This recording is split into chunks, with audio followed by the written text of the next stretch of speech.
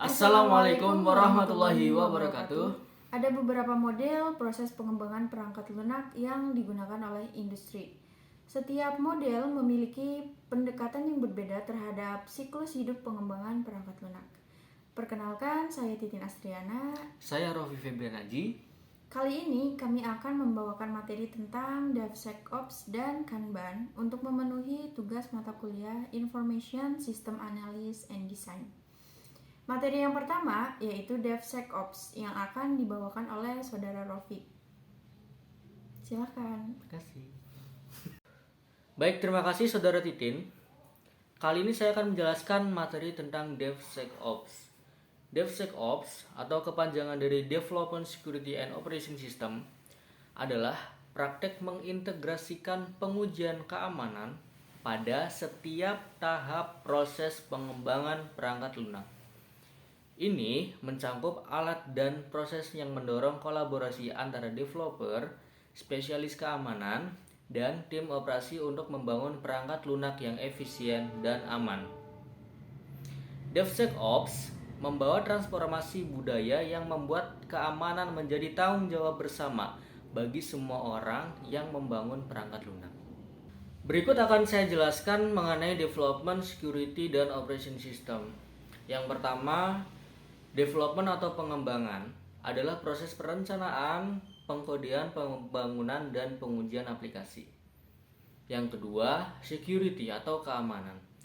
Berarti memperkenalkan keamanan lebih awal dalam siklus pengembangan perangkat lunak. Misalnya, programmer memastikan bahwa kode bebas dari kerentanan keamanan, dan praktisi keamanan menguji perangkat lunak lebih lanjut sebelum perusahaan merilisnya. Dan yang ketiga, operation system.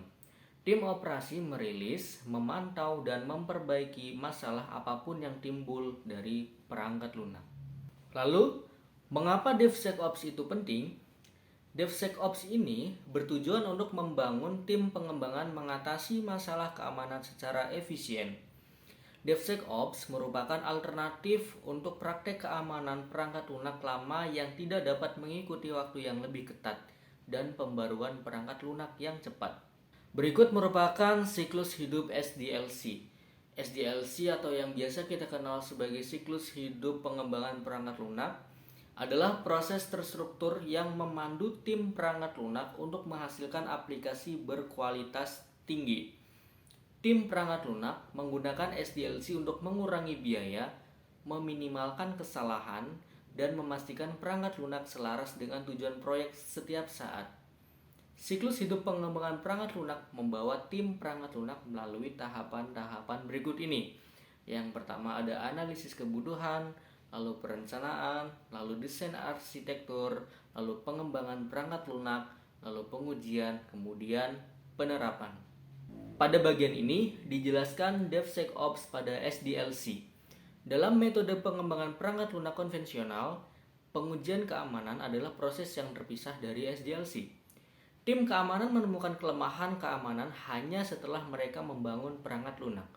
Kerangka kerja DevSecOps meningkatkan SDLC dengan mendeteksi kerentanan di seluruh proses pengembangan dan pengiriman perangkat lunak. Kemudian, apa saja manfaat dari DevSecOps?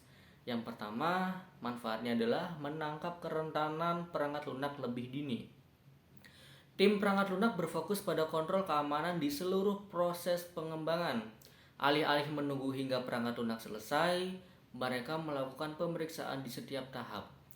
Tim perangkat lunak dapat mendeteksi masalah keamanan pada tahap awal dan mengurangi biaya dan waktu memperbaiki kerentanan, sehingga pengguna merasakan gangguan minimal dan keamanan yang lebih besar setelah aplikasi diproduksi. Kemudian manfaat yang kedua adalah mengurangi waktu untuk memasarkan. Dengan DevSecOps, tim perangkat lunak dapat mengotomatiskan pengujian keamanan dan mengurangi kesalahan akibat faktor manusia. DevSecOps juga mencegah penilaian keamanan menjadi hambatan dalam proses pengembangan. Yang ketiga, memastikan kepatuhan terhadap peraturan. Tim perangkat lunak menggunakan DevSecOps untuk mematuhi persyaratan peraturan dengan mengadopsi praktek dan teknologi keamanan profesional. Mereka mengidentifikasi perlindungan data dan persyaratan keamanan dalam sistem. Misalnya, tim perangkat lunak menggunakan AWS Security Hub untuk mengotomatiskan pemeriksaan keamanan terhadap standar industri. Kemudian manfaat yang keempat adalah membangun budaya standar keamanan.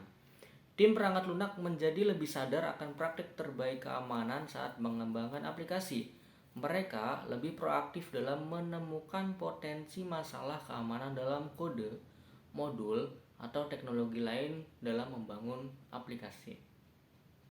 Kemudian manfaat yang kelima adalah mengembangkan fitur baru dengan aman. DevSecOps mendorong kolaborasi fleksibel antara tim pengembangan, operasi, dan keamanan. Mereka berbagi pemahaman yang sama tentang keamanan perangkat lunak dan menggunakan alat umum untuk mengotomatiskan penilaian dan pelaporan. Setiap orang berfokus pada cara-cara untuk menambah nilai bagi pelanggan tanpa mengorbankan keamanan. Nah, berikut beberapa tools dalam DevSecOps. Yang pertama, pengujian keamanan aplikasi statis. Alat uji keamanan aplikasi statis atau SAST menganalisis dan menemukan kerentanan dalam kode sumber eksklusif. Yang kedua, analisis keamanan perangkat lunak. Analisis komposisi perangkat lunak atau SCA adalah proses mengotomatiskan visibilitas ke dalam penggunaan perangkat lunak sumber terbuka atau OSS untuk tujuan manajemen risiko, keamanan, dan kepatuhan lisense. Yang ketiga, ada pengujian keamanan aplikasi interaktif. Tim DevSecOps menggunakan alat uji keamanan aplikasi interaktif atau IAST untuk mengevaluasi potensi kerentanan aplikasi di lingkungan produksi. IAST terdiri dari monitor keamanan khusus yang berjalan dari dalam aplikasi. Dan yang terakhir, uji keamanan aplikasi dinamik. Alat uji keamanan aplikasi dinamis meniru peretasan dengan menguji keamanan aplikasi dari luar jaringan. Demikian presentasi saya tentang DevSecOps. Materi selanjutnya adalah tentang Kanban yang akan dijelaskan oleh Saudara Titin Astriana. Silakan. Oke, baik, terima kasih. Akan saya lanjutkan materi tentang pengembangan perangkat lunak Kanban. Kanban merupakan metode alur kerja workflow yang membantu memvisualisasikan pekerjaan, memaksimalkan efisiensi, dan meningkatkan keberlanjutan perusahaan. Dengan kata lain, metode Kanban adalah pendekatan agile yang menjadi alternatif penyelesaian masalah dengan mengutamakan efisiensi. Secara etimologi, Kanban adalah sebuah frasa berasal dari bahasa Jepang yang memiliki arti visual atau kartu.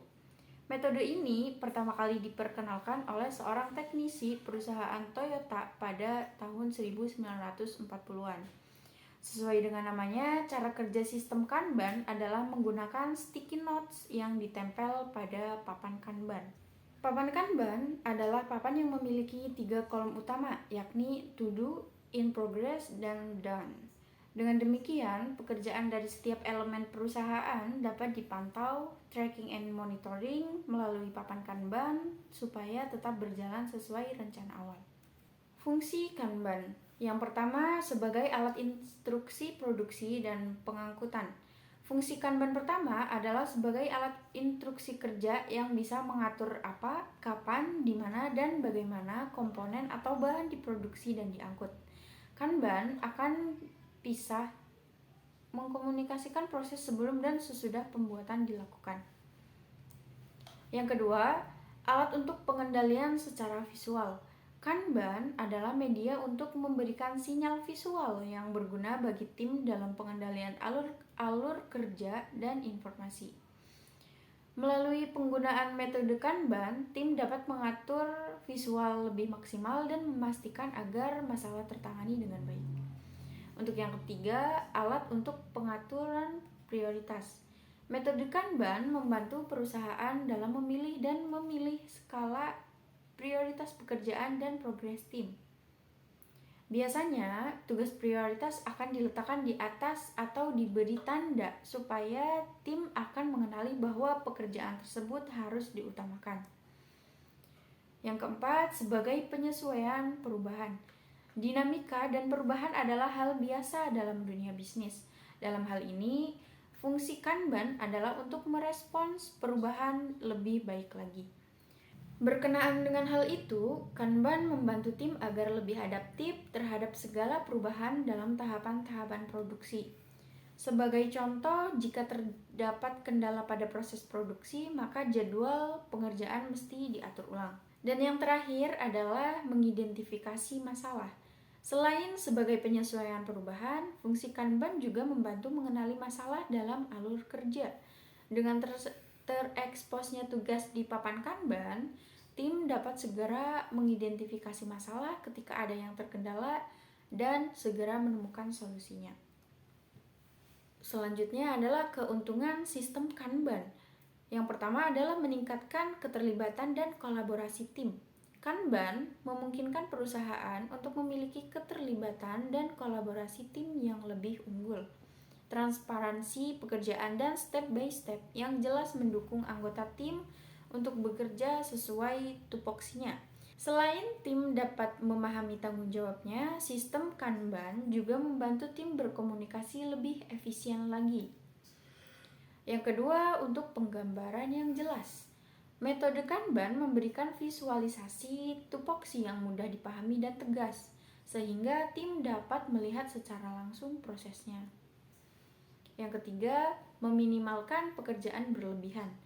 Penerapan metode Kanban diyakini dapat memberikan alur kerja yang lebih baik, sistematis, dan efisien.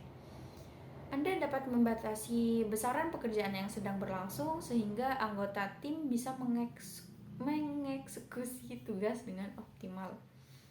Hal ini dimaksudkan supaya beban tim tidak berlebihan dan mencegah distraksi akibat overload pekerjaan. Yang keempat, fleksibel dan adaptif. Salah satu keuntungan lain dari metode Kanban adalah dapat menyesuaikan perubahan-perubahan yang terjadi pada perusahaan. Papan Kanban yang fleksibel bisa kapan saja diubah dan disesuaikan berdasarkan kebutuhan pada saat itu.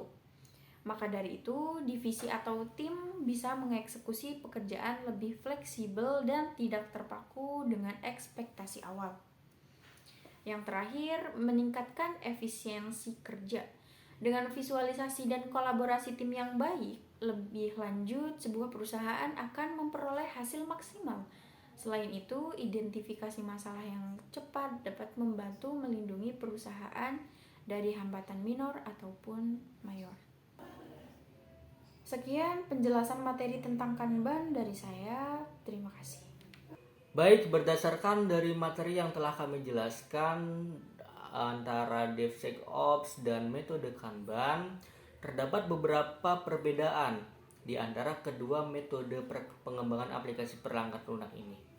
Perbedaannya adalah metode pengembangan DevSecOps ini lebih mengutamakan keamanan dari setiap tahap dalam pengembangan aplikasi perangkat lunak. Sedangkan metode Kanban dibuat dengan memanfaatkan papan Kanban. Metode Kanban menjadi alternatif penyelesaian masalah dengan mengutamakan efisiensi. Sekian dari kami, terima kasih. Wassalamualaikum warahmatullahi wabarakatuh.